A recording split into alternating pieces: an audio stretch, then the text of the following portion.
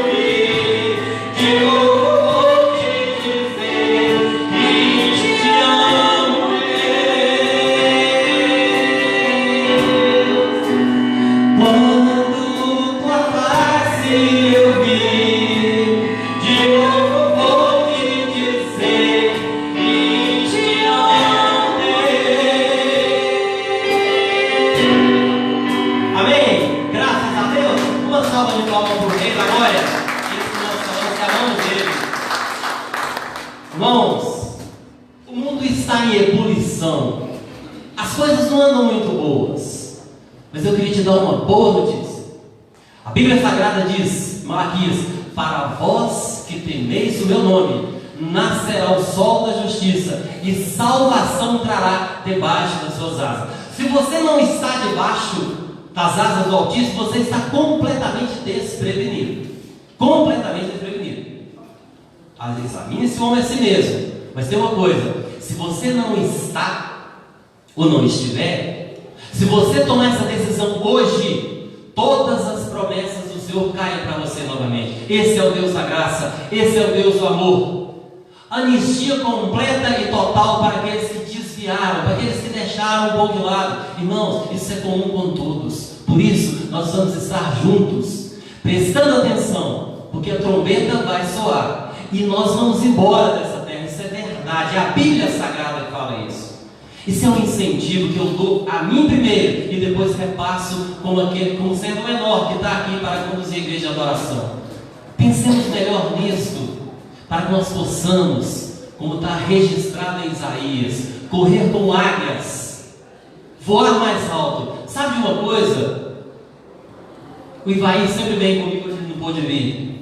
Eu, logo no início que eu perdi a minha mãe, eu fiquei meio, sem pai, sem mãe, fiquei só. E eu fiquei de 2 da tarde até 6 da tarde, respirando GLP. Sabe por quê? Esqueci o registro do fogo aberto, a casa fechada. Eu poderia ter morrido. E aí vai, chegou aquele jeitão dele, tá alguma coisa aqui, não, agora o gás estava aberto. O que aconteceu? O Senhor Deus cuida dos seus. A Bíblia diz que Ele conhece os que são seus. Ela não diz que Ele seleciona os que são seus. Vinde a mim todos os cansados e sobrecarregados, e eu vos aliviarei. Tomai sobre vós o meu jugo e aprendei de mim, que sou manso e humilde, para que encontrareis descanso para as vossas almas. Ninguém pode tentar a Deus, mas sabe o que acontece? Apesar de toda essa turbulência, Isaías 26:3, tu conservarás em paz aquele cuja mente está firme em ti, porque Ele confia em ti. Amém? Então vamos adorar o Senhor. As coisas não andam boas, mas para a gente tanto faz, porque nós temos o endereço certo. Mas naquela hora que aperta, faça como os discípulos. Mestre, o mar está se revoltando, o que a gente faz? Eles já desesperados, nós encontramos. E ele falou: o que está acontecendo? Ele deve ter espreguiçado. Ele estava dormindo, era homem, estava cansado. E quando ele chegou, ele falou: mar, aquieta-te, vento, acalma-te. Quem é esse de mim? Que até o vento e o mar lhe obedecem. É esse Jesus que você vai adorar agora. É o mesmo Jesus de 2.500 anos atrás. É o mesmo Jesus. Cante esse hino, meditando nisso. Mestre, o mar se revolta. Todos nós temos esses problemas na vida. Amém? Vamos cantar bonito para Jesus? O mais bonito é quando vocês cantam, viu, irmãos? Isso aqui é só o complemento e o elemento condutor.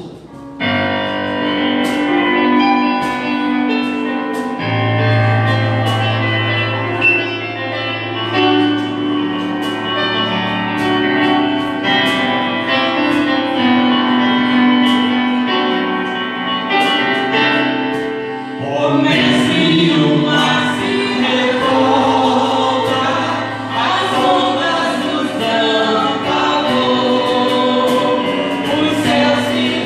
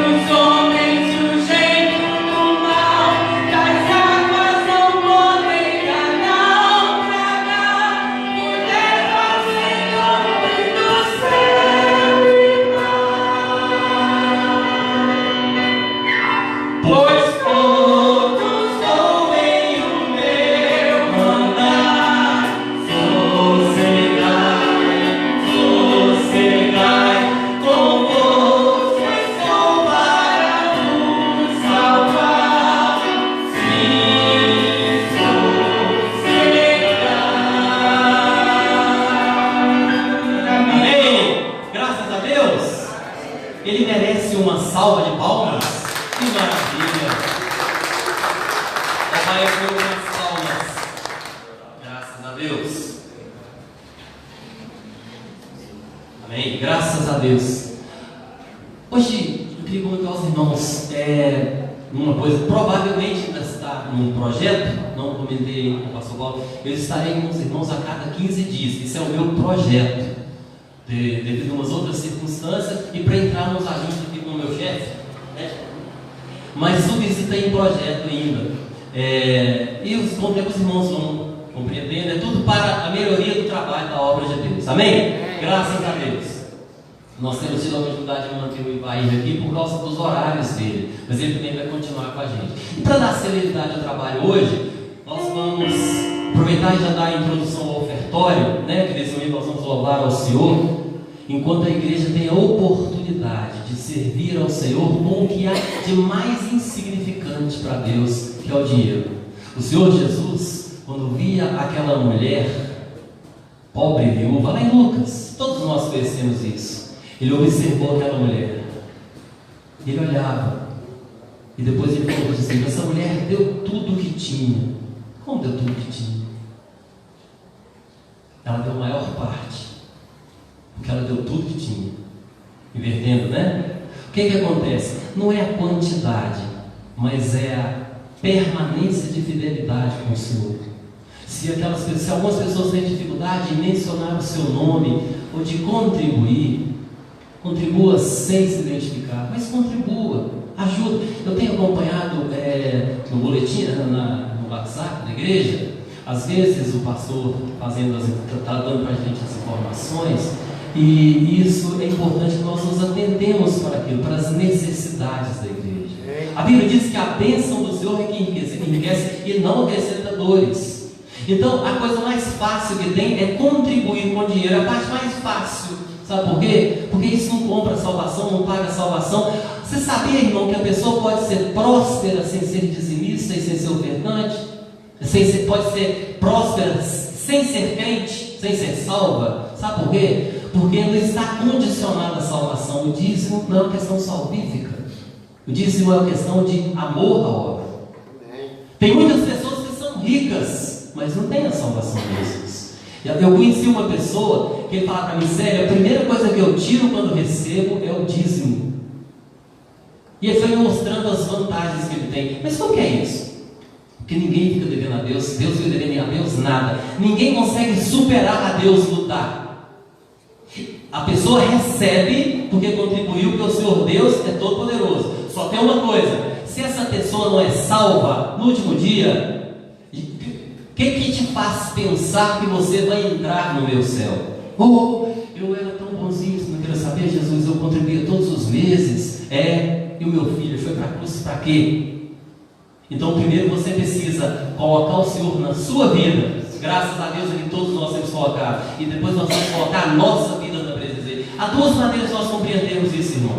O que é a presença de Deus? Uma coisa é eu estar na presença de Deus. Outra coisa é Deus estar presente em mim. Num sentido, Ele está presente até nos piores lugares do mundo, que é o que? Até no inferno. Ele é onisciente, onipresente e onipotente.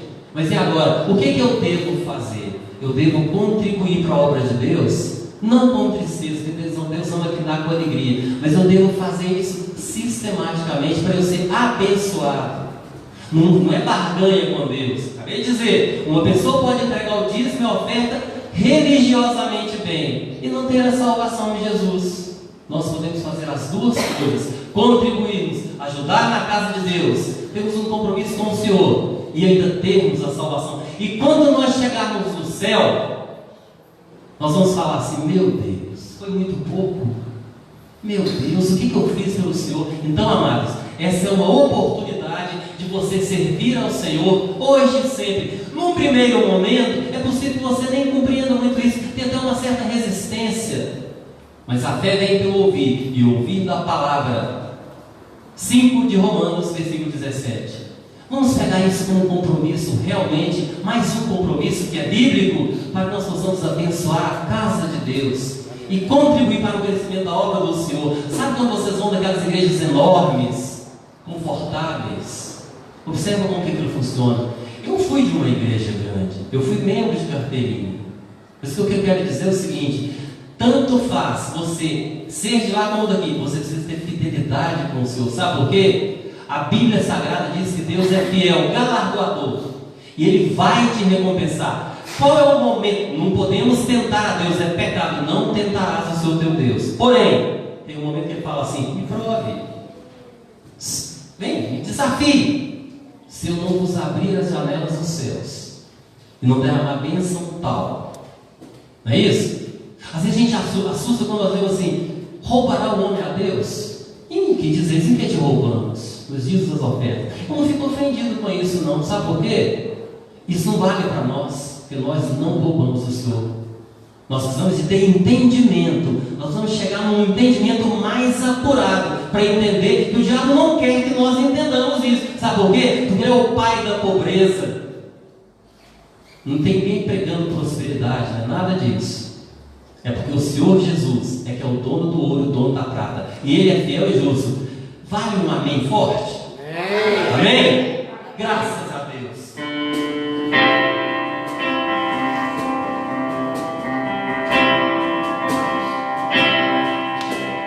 Rende graças ao Senhor, porque Ele é bom. Rende graças ao Senhor, Ele é bom. Porque a sua misericórdia dura para sempre. Rende graças ao Senhor,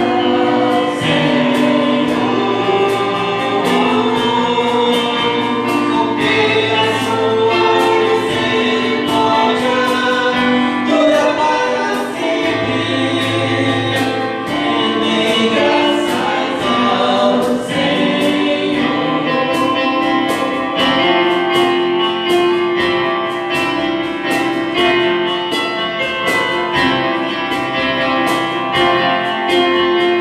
Rende graças a Deus dos deuses, Ele é bom. Rende graças a Deus dos deuses, Ele é bom. Porque a sua misericórdia dura para sempre. Rende graças ao Senhor. Porque a sua misericórdia dura para sempre. Rende graças ao Senhor. Rende graças ao Senhor. Rende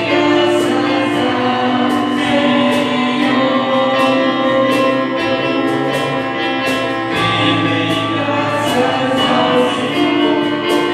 Rende graças ao Senhor. Rende graças ao Senhor.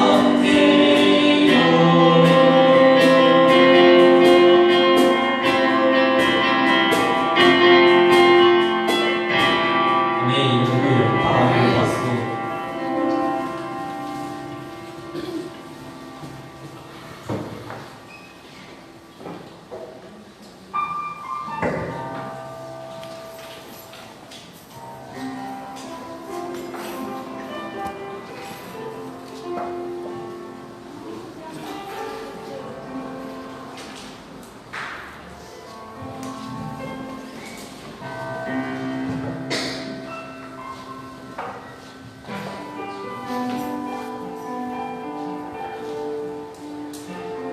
Amém, meus queridos.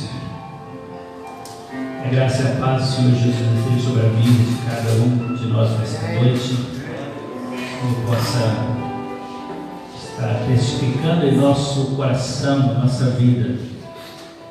Queremos lembrar aos irmãos que hoje nós temos a última semana da campanha de missões estaduais, entrega das nossas ofertas. Alguém pediu para a gente prorrogar a entrega da oferta até a semana que vem. Então nós vamos fazer o seguinte: nós vamos fazer o encerramento, mas vamos prorrogar para aqueles que vão entregar ainda a sua oferta, porque hoje ainda estamos nos primeiros dias do mês, muitos ainda não receberam os seus salários para isso, né? Então nós vamos fazer esse encerramento formal aqui hoje, mas os irmãos fiquem à vontade para contribuírem durante a semana e até no próximo domingo e na outra semana nós encaminhamos o valor da oferta para a Convenção Batista Mineira. Meus irmãos, nós estamos durante esse tempo de missões estaduais, estamos cantando um hino de missões estaduais com o tema Fale Não Te Cales, e cada semana nós apresentamos um vídeo de um desafio missionário que nós temos em nosso estado de Minas Gerais. Então hoje nós vamos cantar pela última vez dentro da campanha o hino de missões, da mesma forma como nós estamos fazendo. A gente projeta aqui a letra e a música, a gente vai ouvi-la e cantá-la junto também.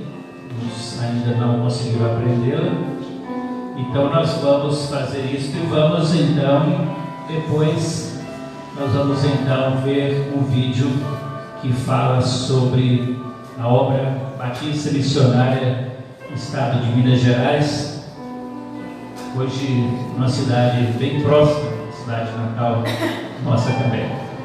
Vamos então, Débora, por favor, vamos primeiro ao hino oficial, tá bom?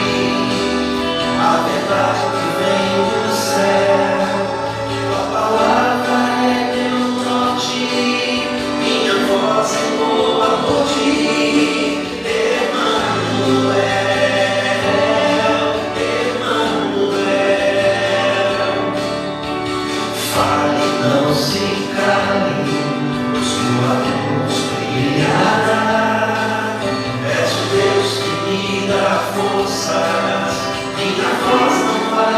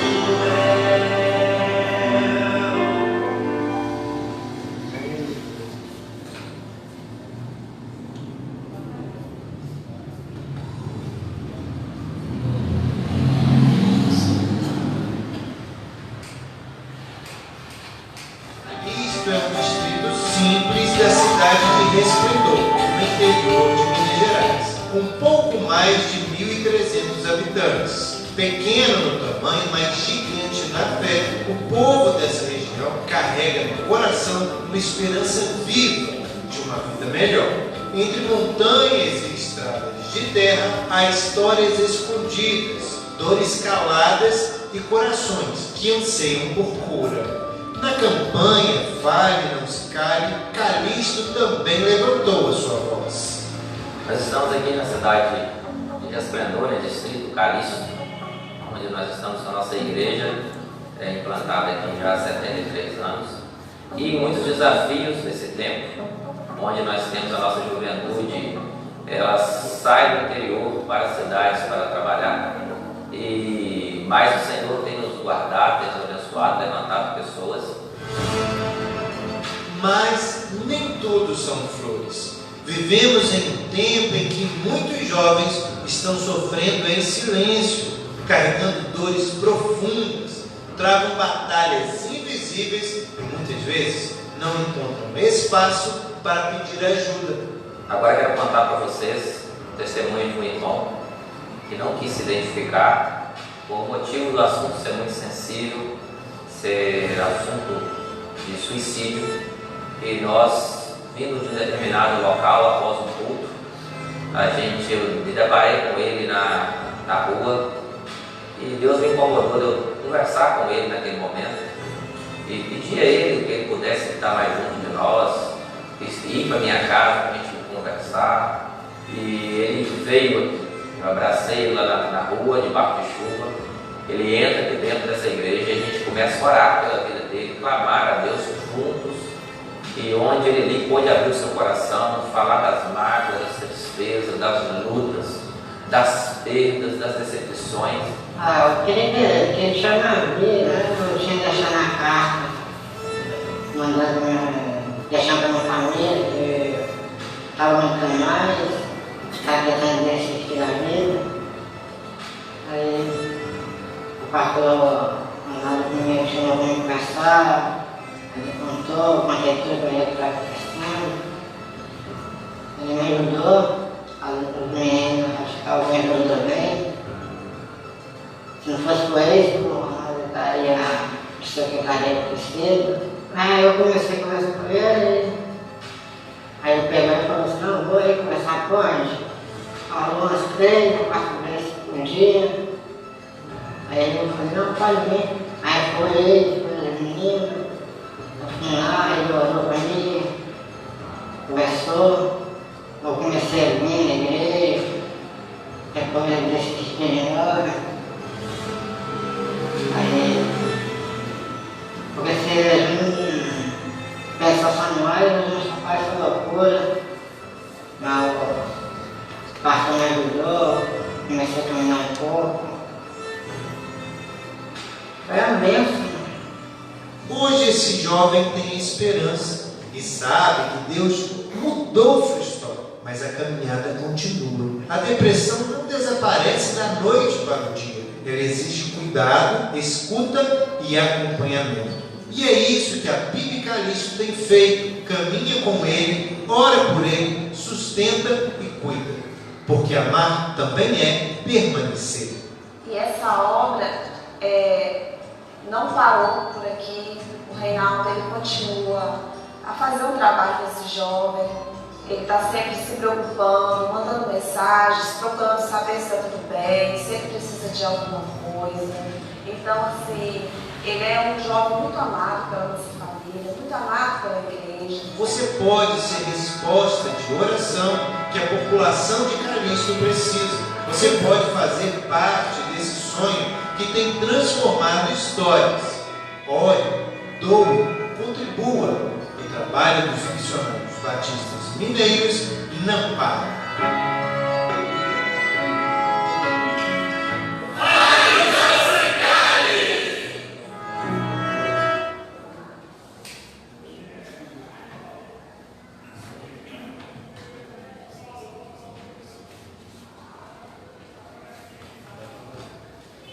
Assim como esse jovem, centenas de vidas são alcançadas. Pessoas que estavam indo para a condenação eterna são transformadas, algumas que, como ele, queria tirar a própria vida e encontram o sentido da vida porque os batistas estão em diversos lugares através de missões estaduais alcançando essas pessoas. Vamos orar nesse momento, mais uma vez, vamos pedir ao Senhor, vamos orar ao Senhor em favor da obra missionária no estado de Minas Gerais, orar ao Senhor para que o Senhor possa sensibilizar o coração de cada um dos irmãos para contribuir também financeiramente para esta obra. Vamos orar para que o Senhor sustente os missionários ali nos campos onde eles estão. Pastor Zé Walter, por favor, meu querido, ore para a gente. Grandioso Deus, eterno Pai, nós queremos te agradecer por essa noite, meu Pai, o que tem acontecido aqui, o nosso louvor, que o Senhor aceite o nosso louvor, meu Pai, nossa gratidão a Ti, Senhor. Pai, nesse momento missionário, meu Pai, nós queremos te lembrar, meu Pai, dos nossos missionários, que o Senhor sustenta, meu Pai, os teus servos, família de Deus no campo, passa, meu Pai, às vezes, um momento difícil, meu Pai, lidando com pessoas, meu Pai, pessoas drogadas, pessoas com depressão, pessoas com raiva de Deus, pessoas, meu Pai, cheias de ódios no coração, meu Pai, mas o Senhor tem enviado o Espírito Santo à frente deles, meu Pai, e tem acalmado a fúria do inimigo, meu Pai, e o Senhor, esses missionários têm feito, meu Pai, a diferença onde eles estão. Ô Senhor querido, Senhor da glória, nós possamos ser missionários aqui no nosso bairro, meu Pai, nós possamos falar e não nos calar, meu Pai, diante desse mundo, meu Pai, diante desse mundo tão tenebroso, meu Pai, nós possamos abrir a nossa boca e falar que Jesus Cristo é a solução, que só Jesus pode, meu Pai, acalentar cada coração, meu Pai, e suprir toda a necessidade do ser humano. Oh, meu Pai, nós temos a palavra, meu Pai, nós temos, meu Pai, a unção do Espírito Santo. Oh, meu Pai, nos dá fé, nos dá coragem, meu Pai, para sairmos, para falar, meu Pai, para gritar para esse mundo, que esse mundo tem jeito, meu Pai, que Jesus Cristo é a solução para esse mundo. Abençoa a junta de missões estaduais, meu Pai, todos ali, meu Pai, que trabalham nessa junta, meu Pai, possam ser abençoados pelo Senhor. A nossa oferta, meu Pai, que vai ser enviada, meu Pai, que ela faça diferença no campo missionário, que nós damos por amor a essa causa, meu Pai. É pouco, meu Pai, eu sei, mas com o Senhor é muito, o Senhor possa multiplicar muitas vezes mais esse dinheiro, meu Pai, para que esse dinheiro possa suprir as necessidades dos teus servos ali no campo missionário. Amém. Nós oramos agradecidos, no nome santo de Jesus. Amém. Amém, Senhor.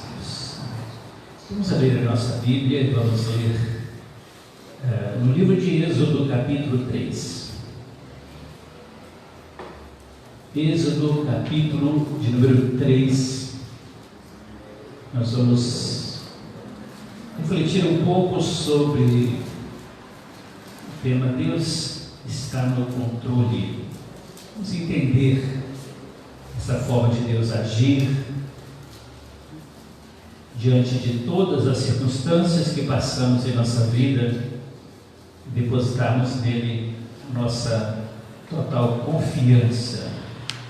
Êxodo capítulo 3, versículo 7 até o versículo de número 10.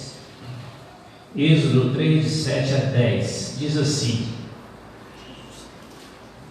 E disse o Senhor: Tenho visto a aflição do meu povo que está no Egito, tenho ouvido o seu clamor por causa dos seus exatores, porque conheci as suas dores.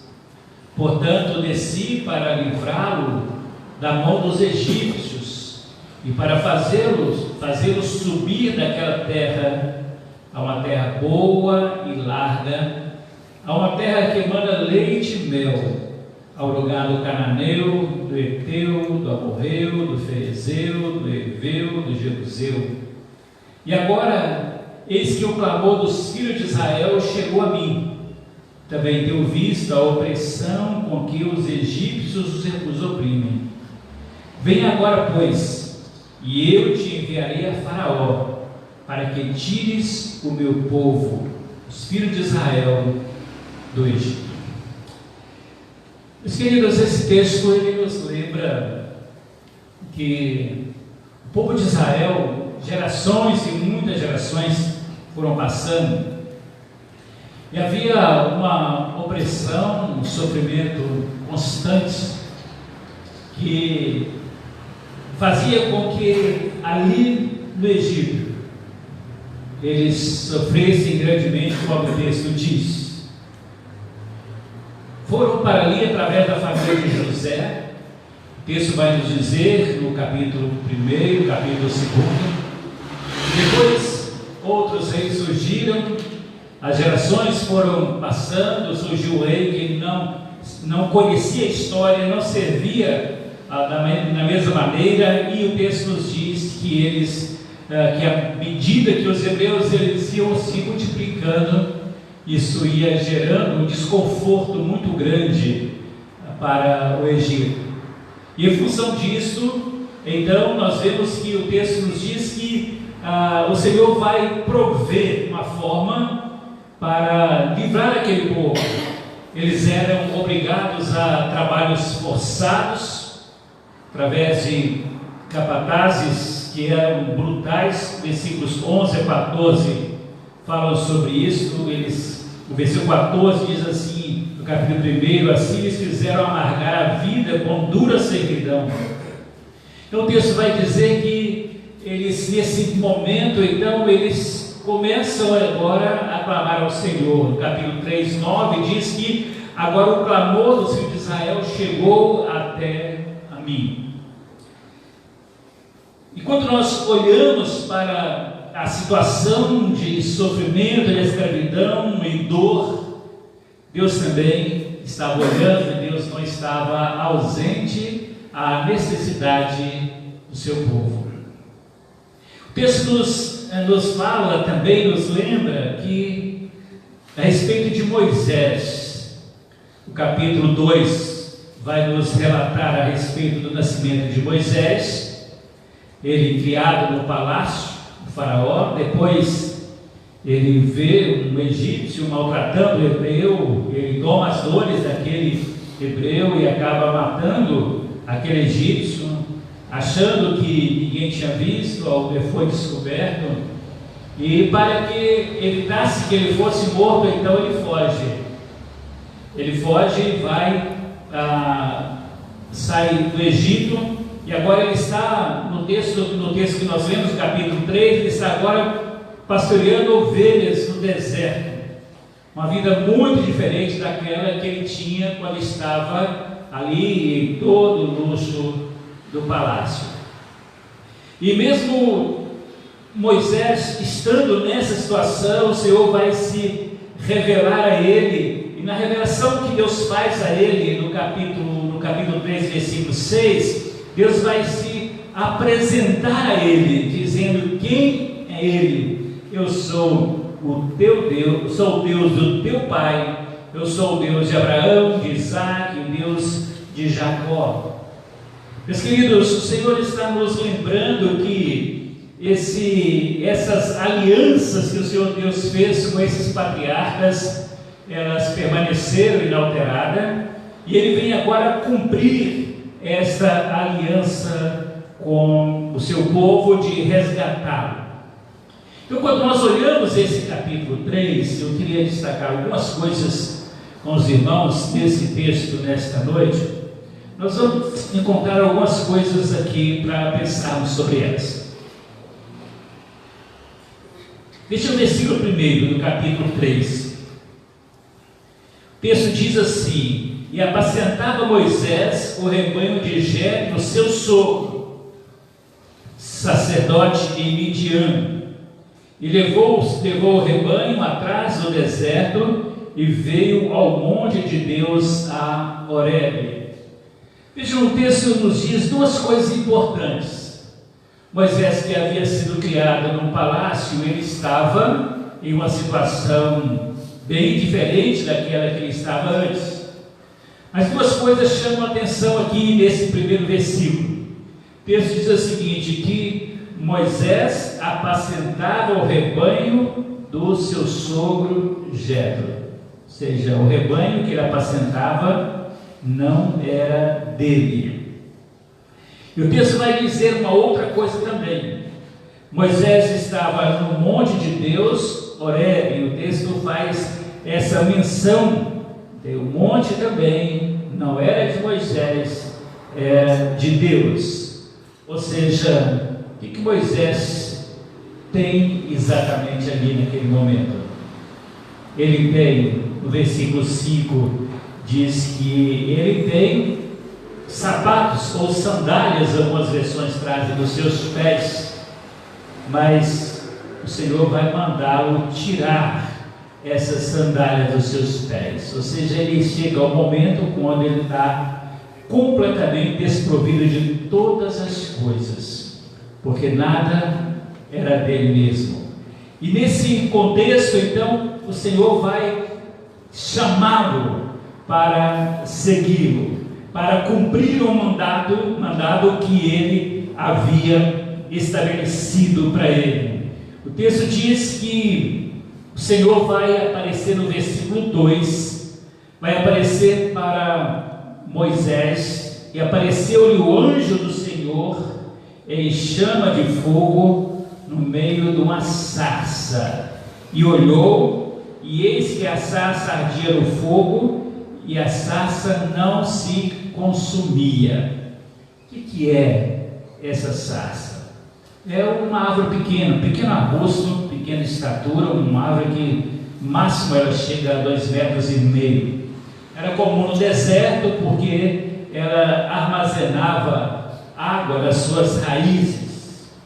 Mas vejam que o texto diz que ele via aquela árvore se queimando, mas não via ela se desfazendo com o fogo. Tem duas imagens ali. A Débora mostra para a gente aí, só para ilustrar aqui. Olha, é mais ou menos a árvore, essa é desse tamanho, uma árvore dessa forma aí, que é uma sarça. Agora mostra a outra imagem, aí já é a imagem dela queimando através das chamas, só para a gente visualizar um pouco o que está acontecendo. O texto diz que a sarça, ela está se queimando, mas ela não se destrói, e nós vemos, meus queridos, que aquele momento ali era tão precioso que Moisés, ele vai dizer no versículo 3, eu vou virar para lá e vou ver essa grande visão, do porquê que essa sarça não se queima. Então, meus queridos, o que nós vemos aqui é que aquela presença poderosa de Deus naquele momento fazia também arder o coração do próprio Moisés. A presença de Deus ali era muito intensa. E por que será então que uma árvore ela pega fogo, mas ela não se desfaz, não se destrói, não se acaba, seus galhos não caem? Porque nós aprendemos que Deus, quando Ele está no controle de todas as coisas, Ele domina sobre a natureza, sobre os homens, sobre a história, sobre cada um de nós. Então vejam, Deus está no controle, e através dessa visão que Moisés tem, dessa árvore ali pegando fogo, Deus tem um plano para Moisés. Ele queria então chamar a atenção, atrair a atenção de Moisés naquele momento. E para atrair a atenção de Moisés, para que ele se desvinculasse de todas as coisas, ele usa dessa forma. E o texto capítulo versículo 4 vai dizer que Deus chama Moisés, repete o nome dele 2 vezes, enfatizando a necessidade da sua atenção àquilo que estava então por acontecer. Então, meus queridos, nós olhamos para esse texto, olhamos para Deus valorizando também no versículo 6 a história do povo de Deus, e agora Deus vai falar diretamente com Moisés o que ele exatamente queria que Moisés fizesse. Quando nós olhamos então para esses versículos que nós lemos no início, depois de Deus se revelar a Moisés tem medo de chegar perto de Deus. Versículo 6 diz isso, ele encobre o seu rosto, mas no versículo 7 o Senhor fala com ele o que exatamente ele queria. Versículo 7, a primeira parte do versículo 7 diz assim: eu tenho visto a aflição do meu povo. Algumas questões importantes aqui para nós refletirmos sobre elas.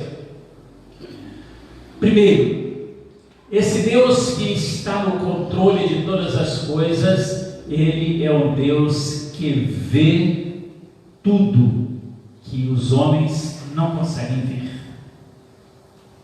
É um Deus que vê todas as coisas. É um Deus que vê a dor que ninguém mais consegue ver. É um Deus que nada escapa ao seu olhar. Salmo 33, no Salmo 33 nós lemos assim nos versículos 13 até o versículo 15.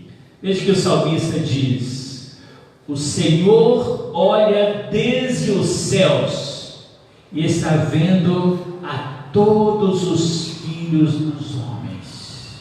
Vejam, Deus está vendo todos, indiferente da posição social, financeira, religiosa. Deus vê todos os filhos dos homens.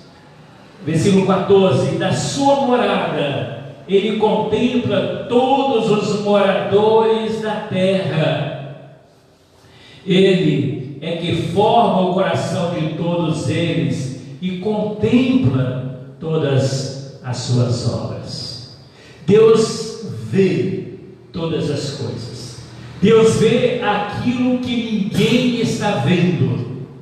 Deus vê aquilo que você faz que ninguém está vendo. Deus vê aquilo que você pensa que ninguém está vendo. Deus vê todas as coisas. Ele vê a indiferença, mas Ele vê a alegria, Ele vê a tristeza, Ele vê a dor, Ele vê a frieza do coração dos homens. Ele vê todas as coisas. Nada escapa aos olhos do Senhor. Mas quando Deus vê também, meus queridos, não simplesmente uma visão de curiosidade. Deus vê tudo, mas vê com a intenção de agir. Deus vê com a intenção de mudar a nossa vida, a nossa história. Mesmo todo o silêncio, Deus está atento a todas as coisas. A Bíblia tem diversos relatos de Deus vendo pessoas passando por situações as mais adversas, como Agar, aquela concubina de Abraão, que foge de casa por causa dos problemas que ela tem, e Deus vai encontrá-la em determinado lugar. E Gênesis 16 vai dizer que ela faz uma declaração depois da revelação de Deus, diz o seguinte: Deus é o Deus que a tudo vê, o Deus que me vê onde eu estou. É o mesmo Deus que viu Ana quando ela estava ali no templo, orando, chorando, mesmo com o sacerdote Eli não entendendo o que ela passava, mas Deus vendo o seu desejo de ser mãe, e Deus viu e contemplou a sua fé, e ela foi mãe de Samuel. Deus viu também uma outra pessoa, Davi, que era ignorado por seus irmãos e por todos, via lá cuidando das ovelhas do seu pai, mas Deus viu Davi lá naquele campo e vai buscar Davi para transformar Davi no rei de Israel, porque Deus vê todas as coisas. Tem um outro personagem também bíblico que a Bíblia nos fala, que é Gideão.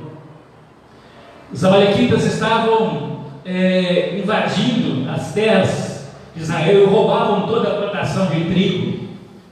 E Gideão, para preservar alimento para sua família, ele vai então pegar esse trigo e vai levar para um lagar, para ali estar debulhando aquele trigo. Interessante, meus irmãos, que esse lagar, não sei se você já viu, coloca a outra imagem, Débora.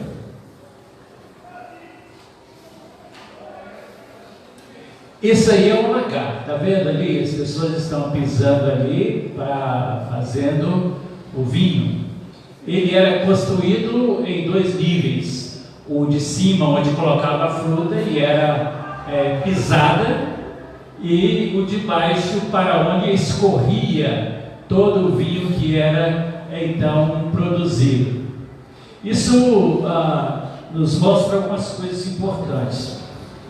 Eles não usavam seus calçados, eram os seus pés mesmo, porque se usassem calçados, ao pisar a semente da uva, ela amargava e perdia a sua finalidade. Então, como a constituição do pé, ela não faria isso, então eles usavam os seus pés.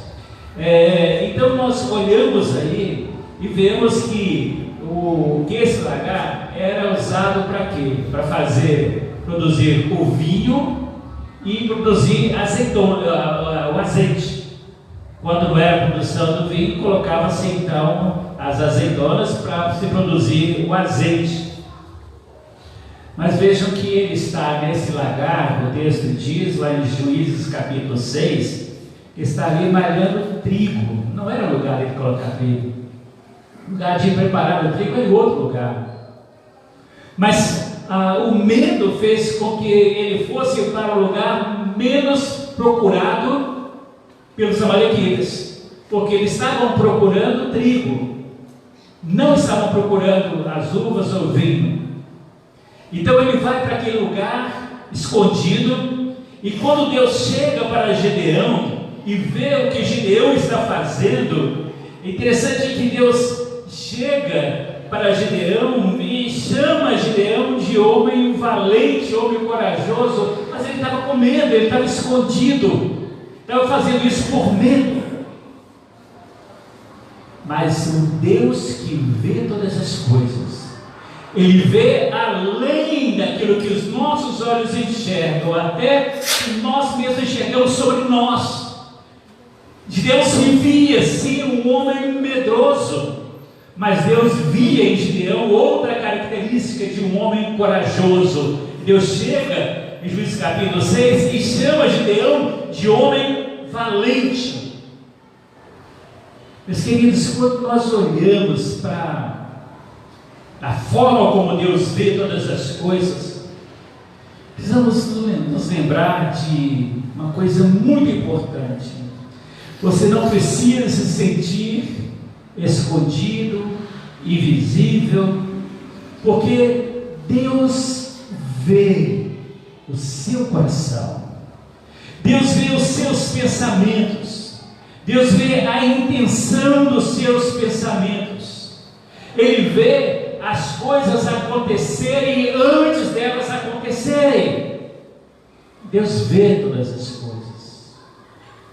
E assim como Ele disse para Moisés: eu tenho visto a aflição do meu povo, Ele diz para cada um de nós também que Ele vê a cada um de nós. Ele vê a nossa aflição, Ele vê as nossas lágrimas, Ele vê a nossa luta, Ele vê as injustiças que recebemos todos os dias da nossa vida. Ele não se esquece daquele que pertence a Ele. A segunda coisa que Deus diz para Moisés, lá em Êxodo capítulo 3, no versículo 7, Ele diz: eu tenho visto atentamente a aflição do meu povo que está no Egito, mas eu também tenho ouvido o seu clamor. Eu tenho ouvido o seu clamor por causa dos seus exatores, por causa dos capatazes que executavam ordens superiores e eram cruéis com os hebreus. O Senhor Deus diz o seguinte: eu tenho ouvido o clamor, mesmo aquele clamor da dor, do choro, eu tenho ouvido todos eles. Porque, meus queridos, Deus ouve oração sincera. Deus ouve a oração sincera, mesmo aquela oração feita no momento de desespero. Deus ouve, Deus vê, Deus se compadece de cada um de nós. Deus está atento a tudo que envolve a cada um de nós.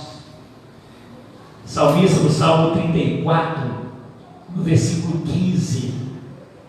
Salmo 34, 15, ele diz assim: os olhos do Senhor estão sobre os justos, e os seus ouvidos atentos ao seu clamor.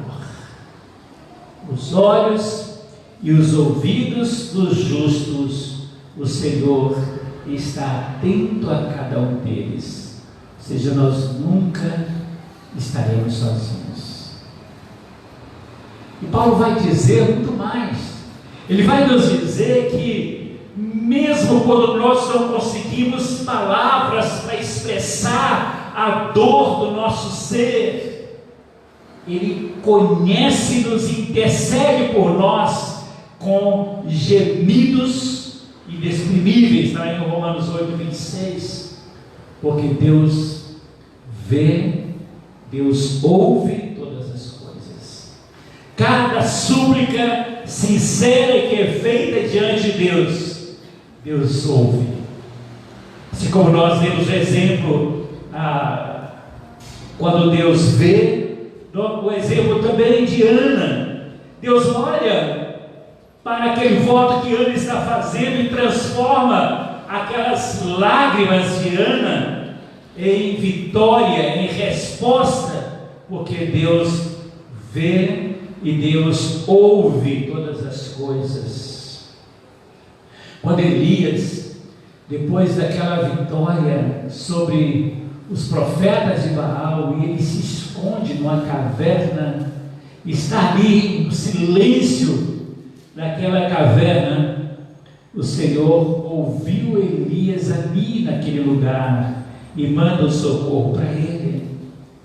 Quando Jonas é lançado nas profundezas do mar, Deus ouve e dá a Jonas então também uma nova chance.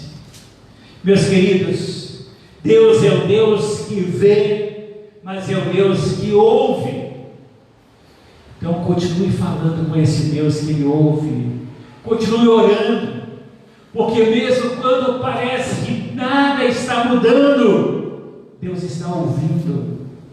Deus está ouvindo. No momento certo Ele recolhe o seu clamor e age na sua vida também. Uma terceira, última coisa que Deus diz para Moisés, em Êxodo capítulo 3, Ele diz assim, no versículo 7, eu tenho ouvido o seu clamor, portanto, eu conheço também, eu conheço as suas dores, e eu desci para livrá-lo. Conheço as suas dores. Deus conhece, meus queridos, de uma forma profunda e muito pessoal as nossas dores. Aquela dor que você tem, que ninguém sabe que você está com ela no seu coração, Deus conhece. Aquela dor que te fere profundamente, lá no seu íntimo, no seu ser, Deus conhece todas elas. Nada está oculto aos olhos do Senhor. Deus conhece de forma profunda, pessoal, e Ele deseja agir na sua vida, porque Ele tem compaixão de cada um de nós. Ele tem compaixão de nós e quer reverter essa dor profunda que nós temos. Ele diz que Ele conhece e Ele quer intervir quanto a para mudar esse quadro da nossa vida. Salmo 79 diz: Senhor, tu me sondaste e tu me conheces. O Senhor conhece o íntimo do meu ser. Ele conhece a cada um de nós mais do que todas as pessoas mais próximas de nós podem nos conhecer. Ele conhece. conhece cada um de nós. Deus conhece e nos lembra que nós não estamos sozinhos em nossas aflições. Deus conhece as nossas dores para nos amparar e nos fortalecer. E no versículo 8 ele diz assim: por isso então que eu desci para livrar o meu povo das mãos dos egípcios. Então Deus, Ele vê, ouve, conhece, mas não apenas para saber do que está acontecendo, mas ele tem essas atitudes de ver, ouvir e conhecer com significado, sentido de envolver-se. E ele diz, então, eu desci para livrá-lo. Quando Deus se manifesta na sua vida, Ele se manifesta para te livrar, para te libertar daquilo que mais te oprime, mais que traz dores e angústia no seu coração. Deus então, Ele se manifesta, Ele desce, Ele vem então ao nosso encontro. Em João capítulo 1, versículo 14, nós lemos ali quando da vinda de Jesus. João capítulo 1, versículo 14 diz assim, que o verbo ele se fez carne, ele habitou entre nós, e vimos a sua glória, como a glória do unigênito do Pai, cheio de graça e de verdade. Deus, Ele viu a nossa situação do nosso pecado, Ele vê a situação da nossa vida, Ele ouve o nosso clamor, Ele conhece o nosso ser, e então manda Jesus Cristo, seu Filho, para habitar em nós, para transformar a nossa vida. Deus então, Ele vem e Ele desce, como Ele disse para Moisés, exatamente para entrar na nossa história e mudar a nossa vida. Deus vem para mudar a minha, a sua vida, a minha, a sua história. Deus vem para salvar, curar, libertar, restaurar, porque Deus, Ele se importa conosco. Ele providencia todos os meios na nossa vida, mas Ele mesmo é a solução que nós precisamos. Se nós queremos mesmo, meus queridos, viver uma vida que agrada ao Senhor, precisamos entender que Deus está no controle da nossa vida. Ele está no controle da história, Ele está no controle da nossa vida. Ele tem o tempo de vida que nós iremos viver, e nesse trajeto, nesse tempo de vida, Ele quer assumir o controle da nossa vida, da forma como Ele então nos vê, nos ouve, nos conhece. Então Ele quer vir ao nosso encontro, mas para isso nós precisamos fazer como Moisés, precisamos obedecer ao Senhor, precisamos obedecer a voz do Senhor, precisamos nos sujeitar ao Senhor, obedecer a Ele, viver com Ele, porque somente assim nós teremos a presença dEle, o controle dEle sobre tudo em nossa vida e nos dará uma vida vitoriosa. Assim como o Senhor tirou aquele povo ali daquela escravidão no Egito através de Moisés, Deus tira-nos também de tudo aquilo que nos distancia da presença dEle. Ele muda a nossa história e nos dá um novo tempo, uma nova vida, mas para isso precisamos viver nele, com Ele e para Ele, todos os dias da nossa vida. Amém?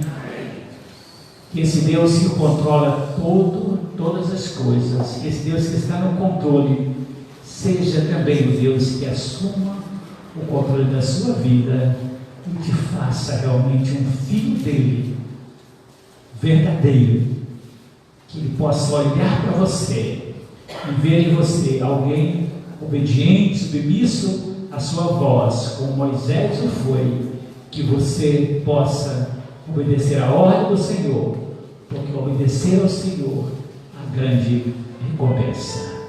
Vamos orar? Feche seus olhos, por favor. Senhor, nesse momento em que nós temos desafio da Tua Palavra em nós, essa palavra que está na nossa mente, no nosso ouvido, ela precisa penetrar no nosso coração. E precisamos, Deus, que com essa palavra do Senhor em nosso coração, na nossa vida, nós realmente vivamos uma vida que glorifique ao Senhor em todos os momentos. O Senhor sabe, Deus, o que cada um de nós pensa. O Senhor sabe as nossas dores. O Senhor sabe, Deus, as nossas incertezas. O Senhor conhece, Deus, as nossas lágrimas, as nossas dores.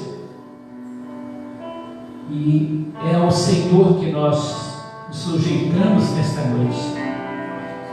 Para que o Senhor que conhece, assim como o Senhor interviu ali na vida do povo de Israel, como o povo do Senhor, pedimos, Senhor, vem, desce, vem até a nossa vida também, Pai. E assim como o Senhor libertou aquele povo, Deus, nos liberta daquilo que nos oprime, daquilo que causa tanta dor e angústia ao nosso coração. Nos liberta, Deus, e nos dá um novo tempo de vida com o Senhor. Seja individualmente, seja na família, no trabalho, financeiramente, na igreja, na vida da igreja. Ó Deus, intervém, Pai, porque o Senhor é o Deus que tem o controle de todas as coisas. O Senhor pode mudar toda a história de um momento para outro, como o Senhor mudou de um tempo para outro a história de um povo que estava escravizado há mais de 400 anos. O Senhor reverteu completamente aquela história.